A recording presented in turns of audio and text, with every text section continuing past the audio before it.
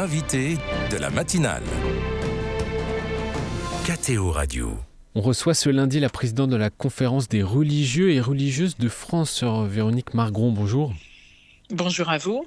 Merci d'être avec nous. Vous avez officiellement quitté vos fonctions de présidente de la COREF samedi dernier à l'issue de l'Assemblée générale des religieux et religieuses de France qui s'est tenue à Lourdes la semaine dernière. Je vous propose que l'on revienne sur vos 9 ans de mandat. Tout d'abord, sœur Véronique Margron, en 2 mots, rappelez-nous ce que présente et représente la COREF. La COREF représente l'ensemble des instituts religieux qui sont en France, y compris la vie monastique. Et devant les presque 350 supérieurs de congrégations religieuses, dans quel état d'esprit avez-vous conclu vos 2 mandats ? Écoutez, je les ai conclus dans un esprit d'abord de grande gratitude, car j'ai été profondément aidée, soutenue, épaulée durant toutes ces années, et c'est fondamental. Je pense que je suis la première, pas la première présidente, mais à avoir bénéficié de beaucoup de fraternité, à l'avoir perçue, à ce qu'elle m'ait soutenue, vraiment. Et donc c'est d'abord beaucoup de gratitude. Et de la fatigue aussi ? De l'épuisement, je pense, oui. Mais ça, c'est normal. Parmi les grands défis qui vous ont pleinement mobilisé, il y a la lutte contre les violences sexuelles dans l'Église, notamment au sein des congrégations religieuses. C'était même dès 2016, avant même que éclate la crise et les rapports de la SIAZ. Oui, bien sûr, c'était en fin de compte dès mon élection. Donc après, il a fallu prendre la mesure des choses, et se rendre compte que tout ça n'allait pas être à notre mesure, c'est-à-dire nous n'allions pas pouvoir faire face à ces crimes, à ces scandales, simplement nous-mêmes, entre nous. Et donc, d'où la décision de la SIAZ et tout ce qui a suivi. Mais oui, ça a été vraiment, je ne sais pas, peut-être 3 mois après mon élection. Et vous vous êtes très vite rendu compte que cela dépassait le cadre de la COREF ? Ah oui, que cela dépassait. Oui, parce que j'ai reçu des personnes victimes qui étaient victimes de prêtres diocésains, qui avaient écrit à des évêques. Donc je voyais bien que ça dépassait très vite le cadre de la COREF. Et que même au sein des congrégations religieuses, nous ne pouvions pas penser que nous allions tenter de faire ce qu'il fallait, simplement entre nous, avec nos compétences, avec même notre générosité, mais en étant par définition jugés partis. Alors, conjointement avec la Conférence des évêques de France, la COREF a créé et missionné la SIAZ. Ce tandem était-il une originalité en Europe et qu'a-t-il produit ? Alors je pense qu'il faudrait vérifier, mais je pense que c'est une originalité que nos 2 conférences l'aient votée ensemble. Nous avons aussi beaucoup travaillé entre nous et avec la présidence de la SIAZ durant les années de travail de la SIAZ. Je pense qu'il a produit beaucoup de fruits, d'enjeux, d'engagement de nos 2 conférences, chacune dans leur genre. La vie religieuse n'a pas de fonction hiérarchique dans l'Église, donc elle est située tout à fait différemment, évidemment, de la conférence des évêques. Mais en tout cas, cela nous a fait travailler ensemble et depuis, nous ne cessons de travailler ensemble. Et je pense que le travail de la SIAZ nous a obligés, si c'était besoin, s'il en était besoin, à nous déterminer de manière extrêmement forte, non seulement dans la reconnaissance et la réparation, comme nous disons, des personnes victimes autant que faire se peut, mais aussi bien sûr dans la lutte contre l'ensemble des abus et des violences sexuelles, une sorte d'engagement déterminé, constant, opiniâtre, où il faut commencer, mais après il faut continuer. L'affaire Beth Aram a montré qu'il y avait encore du chemin à faire. Beth Aram est aussi, je le rappelle, une congrégation religieuse. Avez-vous rencontré des résistances au sein même des congrégations religieuses ? Bien sûr qu'il y a des résistances, mais vous savez, ce sujet est un sujet infernal. Personne ne veut se confronter, moi la première. Chacun aimerait ne pas avoir à se confronter à de telles tragédies, à des vies aussi abîmées, à des scandales tels, à une telle perversion, à une manipulation de la parole de Dieu, de la foi. Personne n'aime cela, personne n'a envie de cela. Donc qu'il y ait des réticences et des résistances, c'est bien normal. Il faut pouvoir les entendre, il faut pouvoir répondre autant que faire se peut et espérer peu à peu embarquer les uns et les autres dans ce combat, hein, et dans cette prise de conscience, dans cette façon, comment vous dire, d'être affecté. Je pense que si on n'est pas affecté au plus profond de son âme, alors on ne comprend pas ce dont il est question. Ça a été le cas pour vous ? Oui, ça a été le cas pour moi depuis très longtemps, à vrai dire. Hein. Donc, oui, bien sûr. Mais il le faut, ça ne se décrète pas. Mais c'est pour moi un impératif éthique, évangélique, spirituel, charnel en quelque sorte. Hein. Non pas que d'être affecté suffise, mais être affecté est indispensable pour mener l'action, pour tenir dans l'action. Et quel regard vous portez sur le chemin parcouru à la Corrève, justement ?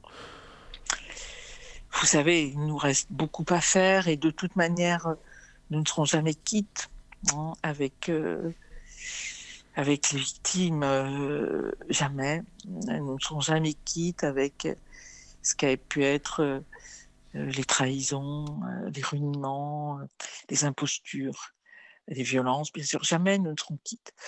Maintenant, je crois pouvoir dire, au bout de ces presque 10 ans, que vraiment du chemin a été fait.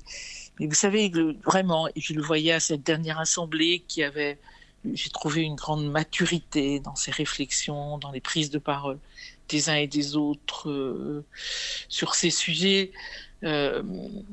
Maintenant, il faut tenir parce que, encore une fois, comme c'est infernal, le danger peut toujours guetter, de dire bon allez c'est bon, on en a fait assez, et ça ne sera jamais le cas.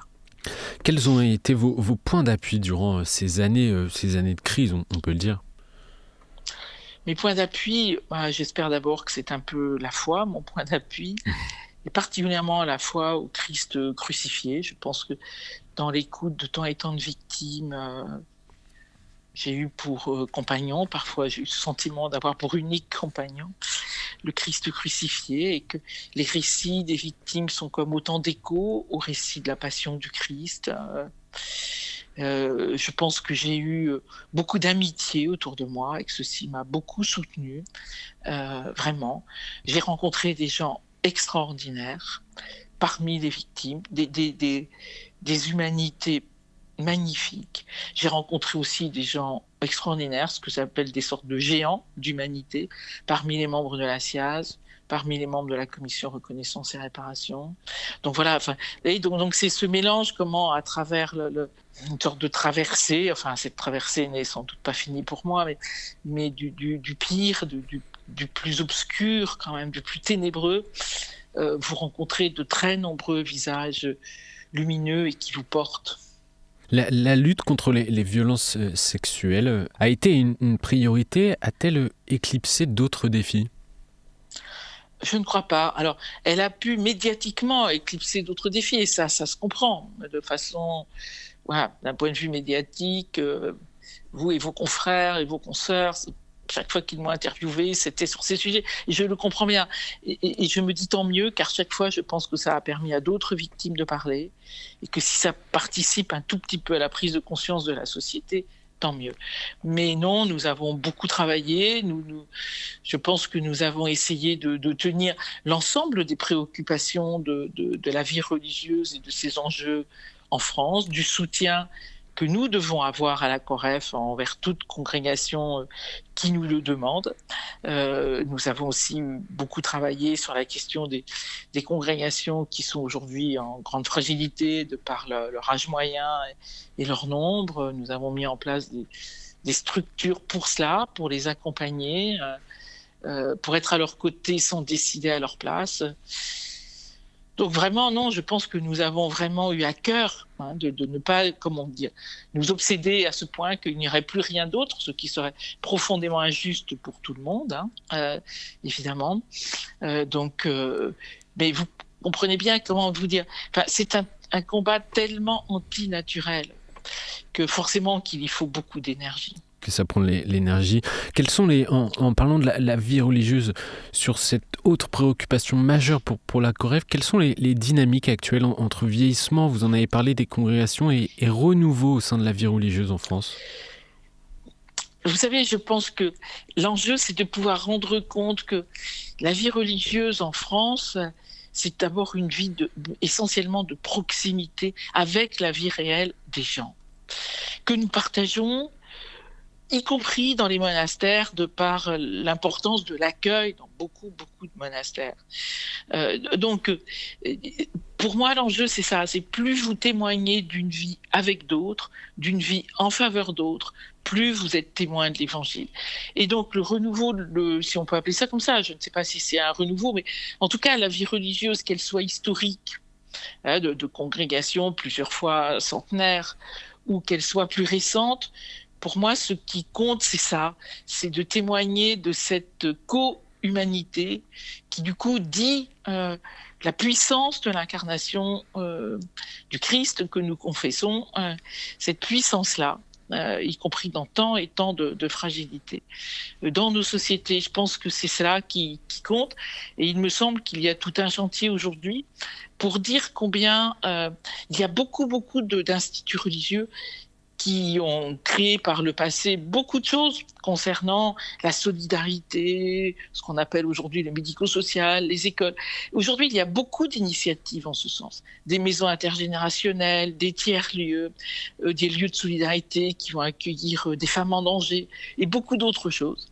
Et je pense qu'on doit pouvoir rendre compte de cela, car c'est du lien tissé. Et je pense que dans nos sociétés si fragmentées, si tendues, dire tout simplement que les religieuses et religieux sont des tisserands du lien, de la conversation, eh bien, je vous assure que c'est une magnifique mission. Et c'est une continuité dans cet engagement, sœur Véronique Margron. C'est le père Jean-Pascal Lombard, supérieur des Spiritains, qui a été élu président de la COREF à votre poste, avec 2 vice-présidentes, sœur Marie-Laure Dénès et sœur Anne Almodovar. Forte de votre expérience, vous me sentez venir, quels conseils ou quelles recommandations vous pourriez leur faire? Je pense que comme ils sont là, en tout cas, le père Jean-Pascal Lombard était membre du conseil, Anne Almodovar aussi ces derniers mois, et sœur Marie-Laure Dénès a une expérience déjà importante de gouvernement, donc je ne crois pas qu'ils aient besoin de recommandations. Vous savez, la COREF, c'est une belle maison parce que on y éprouve beaucoup d'amitié, beaucoup de fraternité. Et donc vraiment, je leur souhaite de vraies joies parce que au milieu de tout ce qu'il a fallu traverser et de si douloureux, j'y ai éprouvé des vraies joies dans cette solidarité, dans cette proximité des uns et des autres. Donc je pense que quand on essaie d'être à l'écoute, voilà, les choses se font, qu'on est en amitié. Il faut bien sûr continuer, toute l'Assemblée générale l'a dit, l'engagement, la lutte contre les violences sexuelles et tous les abus. Je sais qu'ils le feront, je n'ai aucun doute, et qu'ils prendront aussi à cœur ces chantiers aussi de rendre compte avec modestie de tous les lieux où la vie religieuse est engagée aujourd'hui, où elle est créative aujourd'hui. Et en 2 mots, la suite pour vous, sœur Véronique Margron? Pour le moment, je ne sais pas encore. Vous savez, je pense que c'est d'abord d'essayer de me reposer un peu. Je suis provinciale de ma congrégation, donc de toute façon, je ne change pas radicalement d'existence, loin de là. Et puis après, je verrai. Je vous dirai ça plus tard. Votre congrégation qui sont les Sœurs de la Charité dominicaine de la Présentation, je le rappelle. Merci beaucoup, sœur Véronique Margron, d'avoir été avec nous ce matin. Je vous en prie, merci à vous.